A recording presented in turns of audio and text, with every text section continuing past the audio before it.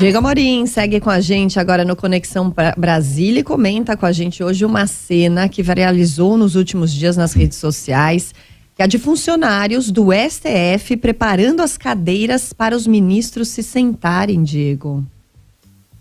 É isso, Michele, vamos falar disso. Posso começar, antes de entrar no assunto da coluna, só mandando um beijo? Pode. Queria pra minha mãe, mandar um beijo pra minha mãe, pro meu pai, brincadeira. Não, pensamos juntos. Não, é pra Rejane, uma ouvinte aqui de Brasília que acompanha todos os dias a coluna Conexão Brasília. Um beijo pra Rejane, obrigado pelo carinho da companhia e da audiência. Eu tinha prometido mandar esse beijo já há um tempão e acabei me esquecendo aqui. E o Edmar Matos, que está acompanhando a gente no YouTube, tá dizendo aqui: Diego, diga a Rafael Tebas que eu mandei um salve pra ele, meu amigo de Instagram.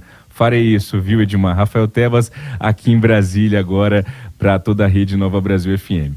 Vamos lá, vamos comentar essa imagem que viralizou nos últimos dias, sobretudo a turma da oposição aí ligado ao ex-presidente Jair Bolsonaro explorou bastante essa cena. Pode pôr na tela aí, quem está nos acompanhando no YouTube, tá aí. Uma das imagens que viralizou, um frame de um vídeo.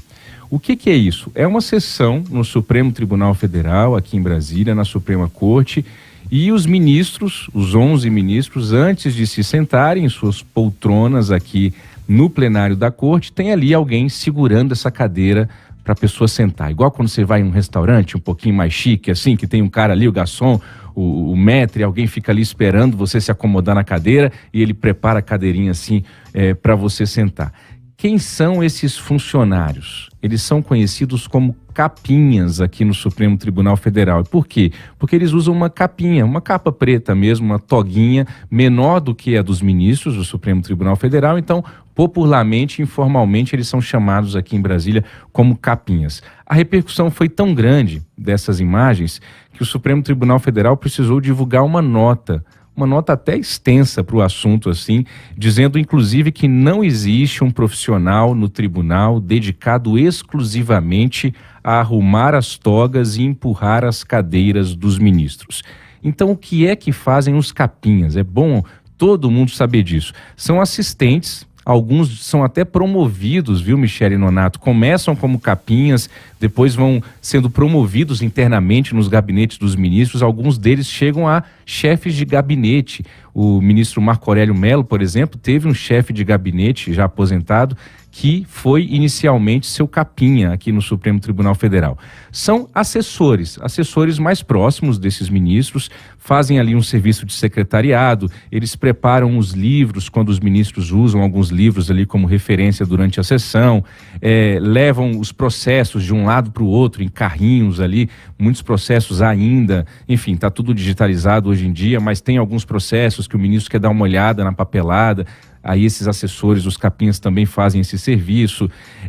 Se durante o voto, durante a sessão, o ministro precisar de algum material, de algum documento, eles olham para trás assim, aí os capinhas ficam sentados logo atrás assim dos ministros, fazem algum gesto, eles se conhecem, dá uma piscadinha, tá faltando não sei o quê, o cara vai lá no gabinete, corre e volta, e também ajudam ali o ministro na hora de se sentar, servem água, alguns café, outros chá. A gente teve o ministro Joaquim Barbosa, aposentado também, talvez o nosso ouvinte se recorde, na época do julgamento do mensalão, o ministro Joaquim Barbosa estava com um problema grave ali na coluna, nas costas, e o capinha ficou muito famoso, porque toda hora ele ia ali, voltava e sentava e ajudava o ministro, e empurrava a cadeira e tudo mais. Tem inclusive duas curiosidades, Michele Nonato, eu fui ler sobre os capinhas com mais afinco para fazer essa coluna, e teve um caso em 2010 do então ministro Eros Grau, que caiu no chão, no meio do plenário do Supremo Tribunal Federal, porque o capinha se atrapalhou, ele não se atentou à hora que o ministro ia sentar, e parecia piada. Na hora que o ministro foi sentar, ele puxou a cadeira, e o ministro Eros Grau caiu no plenário do Supremo Tribunal Federal. Teve um outro, na época do ministro Sepúlveda Pertence, já falecido, inclusive recentemente, ex-ministro do Supremo Tribunal Federal, ex-presidente da Suprema Corte, que também o capinha se atrapalhou na hora que foi servir a água e derramou água no ministro todo durante a sessão do Supremo Tribunal Federal.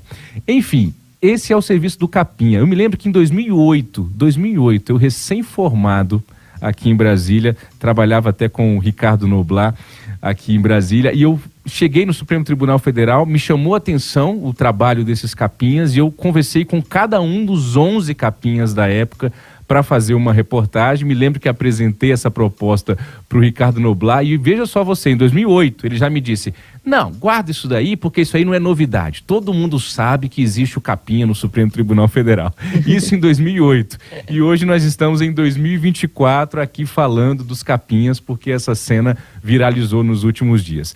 Teve um ministro do Supremo Tribunal Federal também, Michele Nonato, chamado Carlos Alberto Menezes Direito, falecido também, que ele, mais do que ter um capinha, ele era a moda antiga. Não era o único ministro que era assim, não, mas alguns já passaram aqui por Brasília e tinham esses hábitos, né, digamos assim.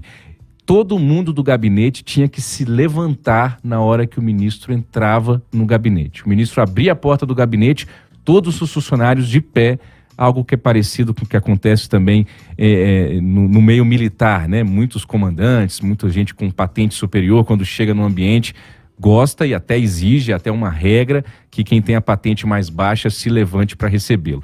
A partir disso, eu queria fazer uma reflexão sobre essas práticas e hábitos do poder brasiliense, mas também a gente vê isso em outras esferas do poder espalhado pelo Brasil, mas Brasília concentra muito essa coisa, né, da liturgia, do cargo, do poder. Não somente no judiciário. E aqui é para a gente refletir sobre o que é liturgia, o que é a forma, e o que poderia ser considerado assim um exagero, um excesso, um privilégio. Acho que isso é muito pessoal. Cada um dos nossos ouvintes vai ouvir aqui algumas coisas que eu vou trazer e vai falar: isso é um absurdo, pelo amor de Deus, não precisa de alguém para segurar a cadeira, não precisa de alguém para servir um café.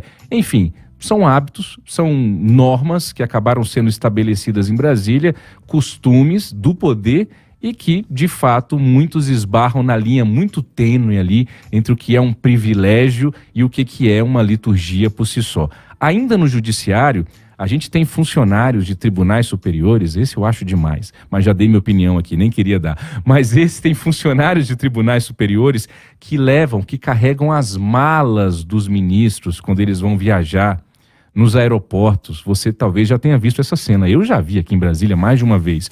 Funcionários de tribunais superiores, não só a STF, mas TST, STJ, enfim, que esses funcionários vão até a entrada do FING. O FING, aquele túnel que a gente entra para ir direto para o avião ali da sala de embarque, os caras vão até ali carregando as malas dos ministros para os ministros. Certa vez eu perguntei a uma assessora de imprensa de um tribunal aqui em Brasília por que existia isso. Me disseram que era uma questão de segurança, que não era somente carregar a mala do ministro, mas para garantir a segurança deles, que esses funcionários também são treinados para fazer a segurança dos ministros. No caso do STF, existe uma sala VIP aqui em Brasília, própria e específica no aeroporto, para os ministros do Supremo Tribunal Federal. Eles também alegam questão de segurança. Em outros terminais aéreos do Brasil também existem salas reservadas especialmente para ministros do Supremo Tribunal Federal. No caso do Legislativo, para a gente não olhar só para o Judiciário, porque isso é generalizado, ouvinte, a gente tem os apartamentos funcionais. Em uma quadra nobre aqui de Brasília, para os deputados, por exemplo, apartamentos perfeitinhos, reformados, grandes, com mais de 120 metros quadrados, com funcionários à disposição.